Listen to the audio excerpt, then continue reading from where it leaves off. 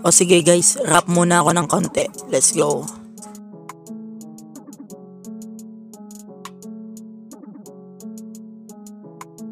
O sige, rap muna ako ng kaunti. Habang yung pera ay pinapadami, umalis dito yung utak ay madumi. Di ka kailangan dito kasi sumisindi ng mahiwagas sa tabi. Simula umaga hanggang gabi, nagsosolo ayaw kasing magpahati. Imbis 1 kilo naging kalahati.